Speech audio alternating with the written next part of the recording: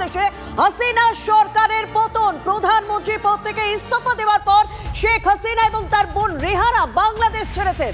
সেনা প্রধানের সঙ্গে বৈঠক করেন। সেই বৈঠকে ৪৫ মিনিট সময় দেওয়া হয়। ৩টি দেশে যাওয়ার প্রস্তাব দেওয়া হয়। তারপর বেলা ২:৩০ নাগাদ সূত্র মারফত যে খবর পাওয়া যাচ্ছে, বঙ্গভবনে একটি সামরিক হেলিকপ্টার দেখা যায়। সেই সামরিক হেলিকপ্টারেই শেখ হাসিনা এবং তার বোন রেহানা বাংলাদেশ ছাড়েন। এই মুহূর্তে সব থেকে গুরুত্বপূর্ণ খবর যে বাংলাদেশের প্রধানমন্ত্রীর বাসভবন এই মুহূর্তে জনতা আন্দোলনকারীদের দখলে। হাসিনা এবং তার বোন দেশে ছেড়েছেন। সেনা প্রধানের সঙ্গে বৈঠক করেন এবং বৈঠকের পরই তাকে দেশ ছাড়ার পরামর্শ দেওয়া হয়। প্রধানমন্ত্রী পদ থেকে ইস্তফা দিয়ে শেখ হাসিনা তার বোন রেহানাকে নিয়ে রীতিমতো দেশে ছাড়লেন। পিতামাতা হওয়া এখনো কি স্বপ্ন? অ্যাপোলো ফার্টিলিটির সাথে আপনার পিতামাতা হওয়ার স্বপ্ন পূরণ করুন। বিনামূল্যে পরামর্শের জন্য কল করুন 9899410685। এবং যা খবর পাওয়া যাচ্ছে, যে কোনো প্রতিবেশী রাষ্ট্রে তিনি আশ্রয় নিতে পারেন, তারপর সেখান থেকে হয়তো অন্য দেশে যেতে পারেন। আমাদের সঙ্গে রয়েছেন জুয়েল মজুমদার।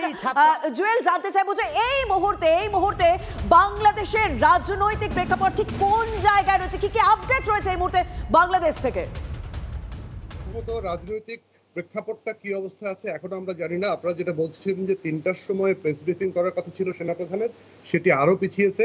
দুপুর 2টো থেকে 2 দফা পিছিয়ে এখন বেলা 4:30, মানে বাংলাদেশ সময় বেলা 4:30টায় এই ব্রিফিংটা হওয়ার কথা। এরই মধ্যে মিটিং হচ্ছে, মানে সর্বদলীয় মিটিং।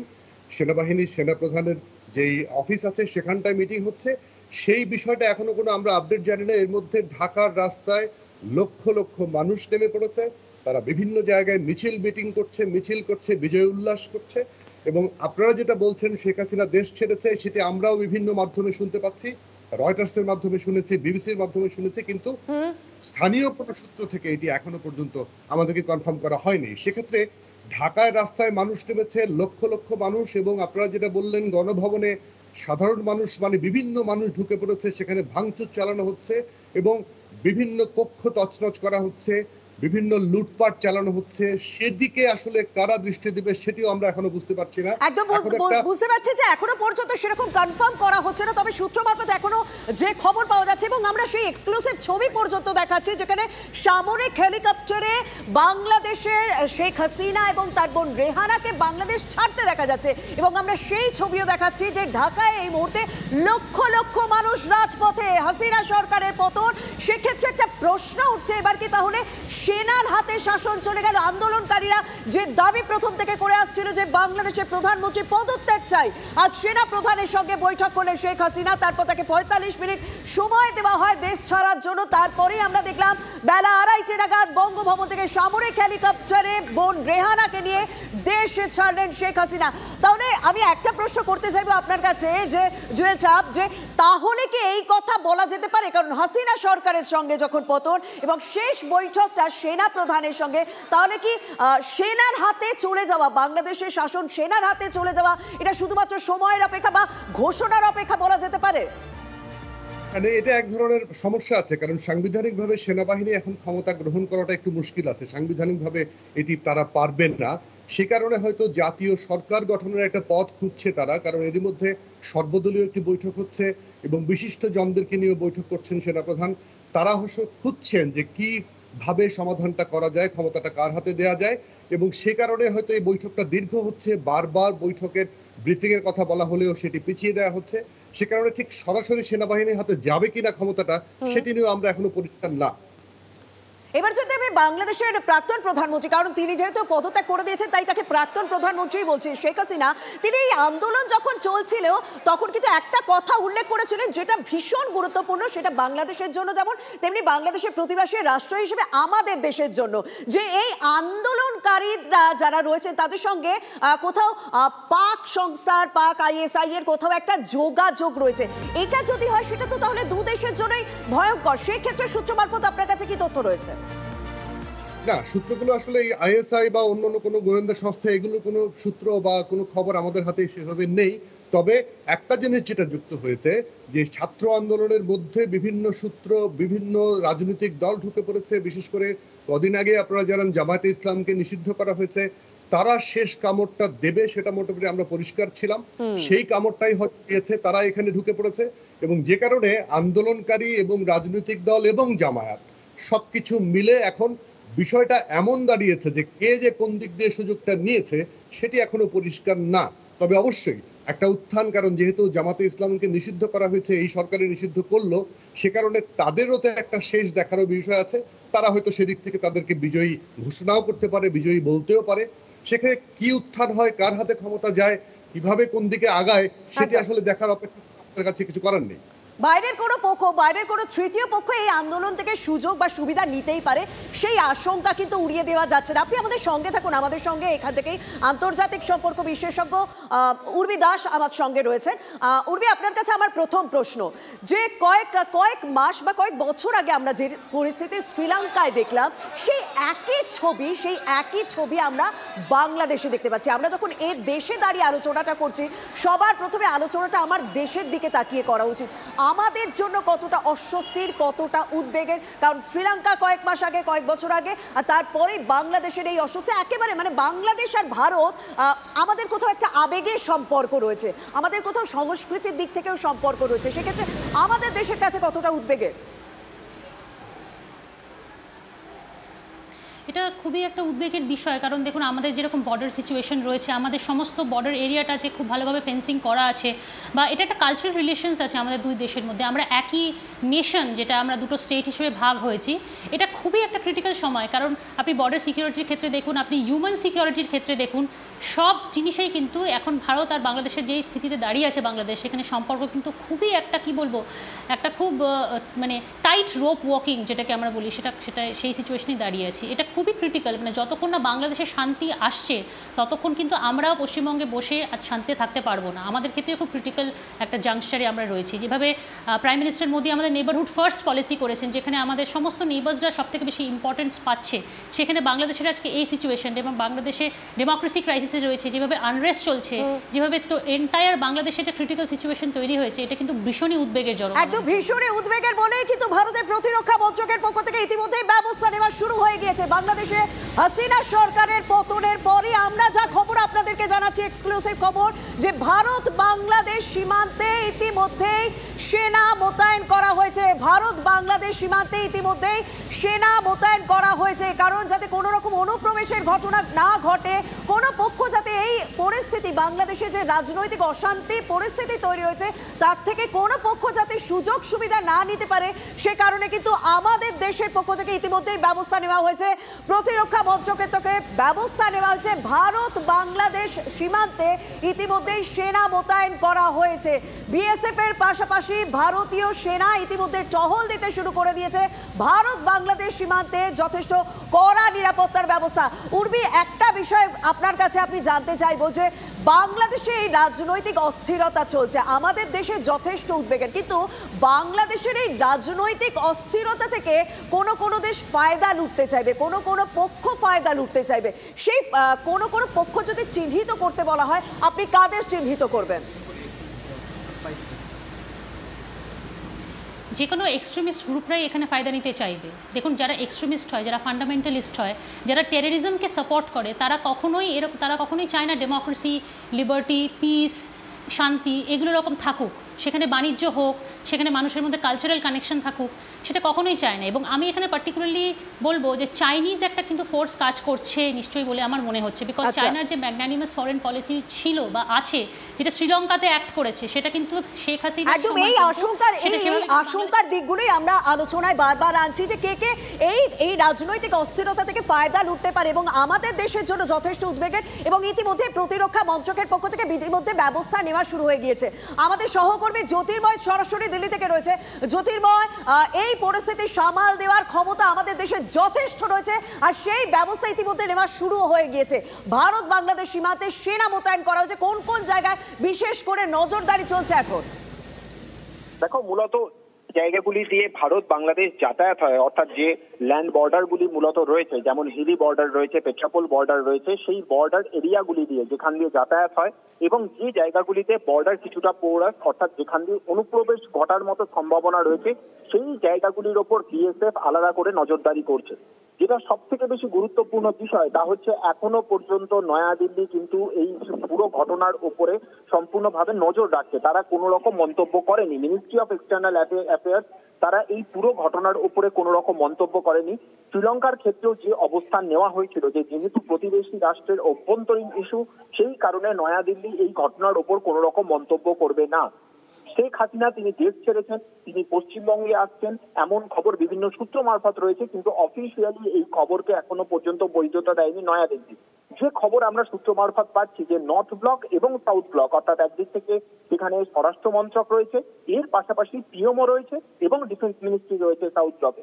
এই তিনটি জায়গাতে কিন্তু তৎপরতা যথেষ্ট রয়েছে, কিন্তু কি ধরনের তৎপরতা, কোন স্তরের তৎপরতা তা নিয়ে কোনো রকমের মন্তব্য করছে না এই মুহূর্তে নর্থ ব্লক এবং সাউথ ব্লক।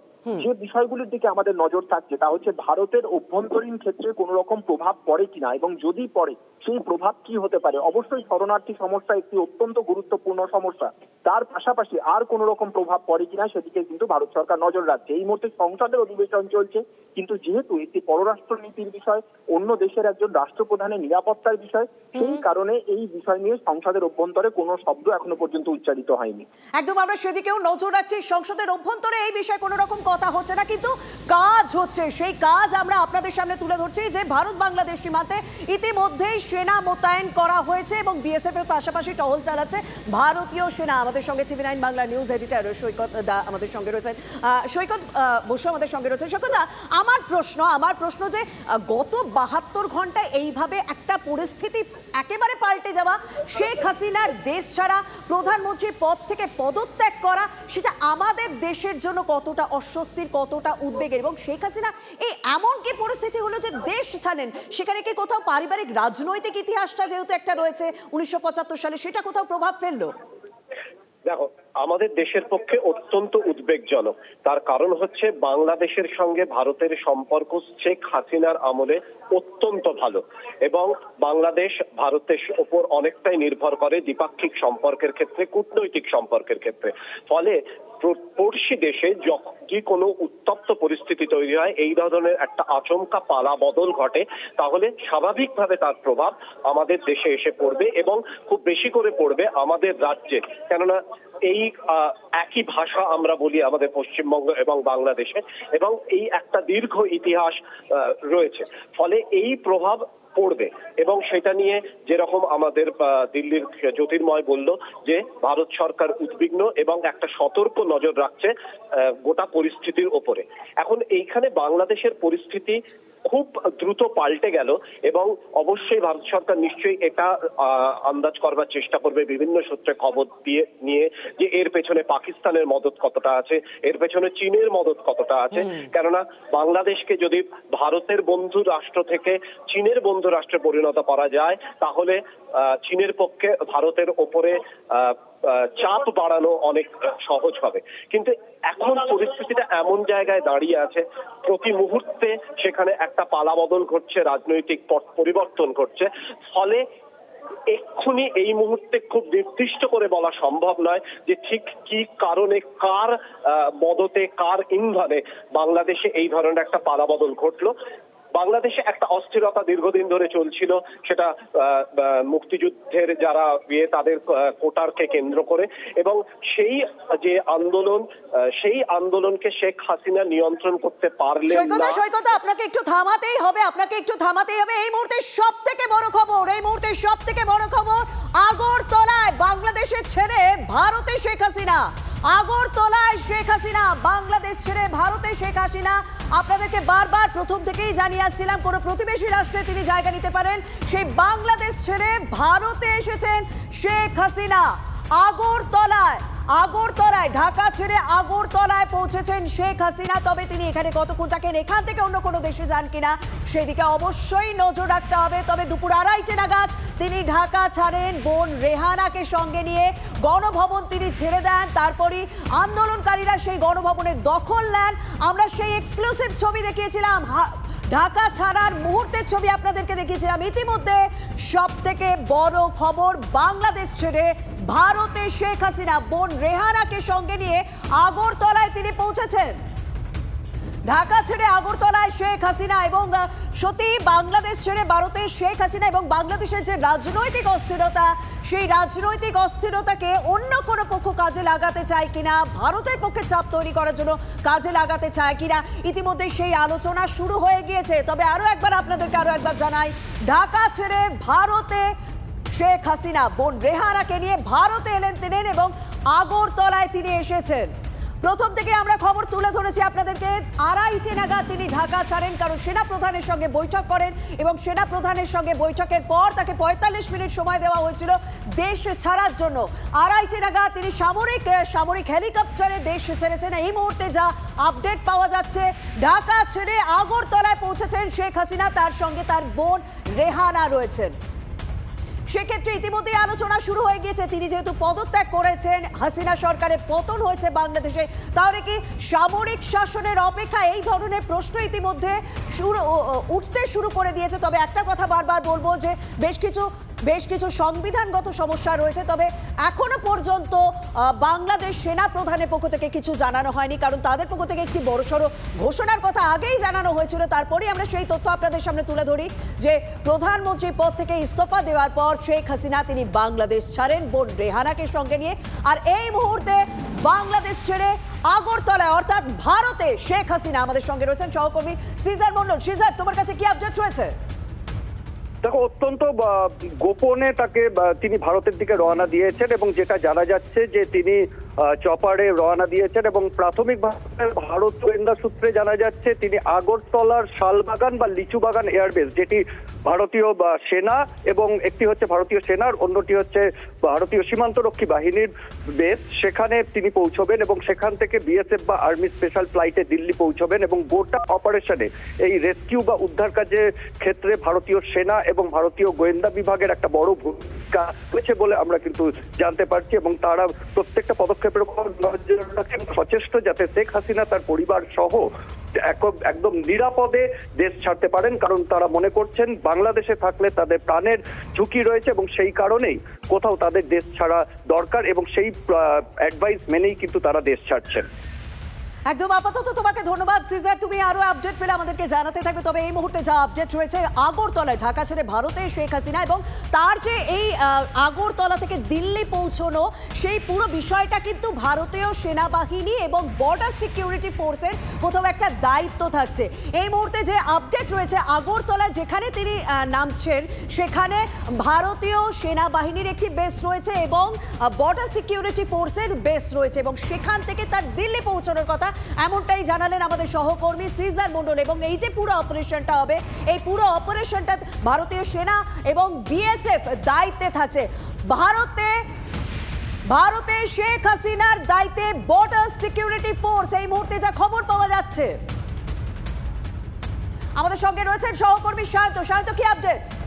দেখো, শেখ হাসিনা আগরতলায় নামার পরই কিন্তু শেখ হাসিনা যাবতীয় নিরাপত্তার দায়িত্ব বিএসএফ বিএসএফ কে দেওয়া হয়েছে। ভারতীয় সেনা রয়েছে কিন্তু মুখ্য দায়িত্ব হচ্ছে বিএসএফ এর ওপরই ন্যস্ত করা হয়েছে। মূলত সীমান্তে যেহেতু দায়িত্বে বিএসএফ রয়েছে ভারত বাংলাদেশ সীমান্তে, সে কারণে কিন্তু বিএসএফ যারা উচ্চপদস্থ আধিকারিক রয়েছে ইস্টার্ন কমান্ডে, যে সূত্রের খবর তাদের ওপরই দায়িত্ব ন্যস্ত করা হয়েছে। শেখ হাসিনা এবং তার পরিজনরা যাতে এই ভারতে প্রবেশ করার পর এবং প্রবেশ যেহেতু করে গিয়েছে তারপর যাতে তাদের কোনো সমস্যা না হয়, আন্দোলনকারীরা কোনোভাবে ভারতে প্রবেশ করে তাদের উপর কোনো রকম সমস্যা না তৈরি করতে পারে, তার জন্য কিন্তু বিএসএফ কে দায়িত্ব ন্যস্ত করা হয়েছে। একই সঙ্গে সেনাকে দায়িত্ব দেওয়া হয়েছে বিএসএফ কে যাবতীয় সাহায্য করা, অর্থাৎ একদিকে আধা সামরিক বাহিনী, অন্যদিকে সামরিক বাহিনী, দু তরফেরই নিরাপত্তার দায়িত্ব নিয়েছে শেখ হাসিনা এবং তার পরিবারের। একদম সায়ন্ত, তুমিও আমাদের কাছে বিভিন্ন আপডেট পেতে থাকলে জানাতে থাকো। তবে এই মুহূর্তে বাংলাদেশের অশান্ত পরিস্থিতি আপনাদের সামনে তুলে ধরছি, কিভাবে বাংলাদেশে শেখ হাসিনার যে বাসভবন, সেই বাসভবন দখলের এক্সক্লুসিভ ফুটেজ আপনাদের সামনে তুলে ধরছি। এবং শেখ হাসিনা যখন বাংলাদেশ ছাড়ে, তারপর আগরতলায় সে এসে পৌঁছেছে এবং সেখান থেকে তার দিল্লিতে যাওয়ার কথা, দিল্লিতে এবং পুরো এই যে অপারেশনটা শেখ হাসিনা ভারতে নিরাপত্তার দায়িত্বে, শেখ হাসিনা নিরাপত্তার দায়িত্বে থাকছে বর্ডার সিকিউরিটি ফোর্স। অগ্নিগর্ভ পরিস্থিতি এই মুহূর্তে বাংলাদেশ, দেশ ছাড়লেন হাসিনা।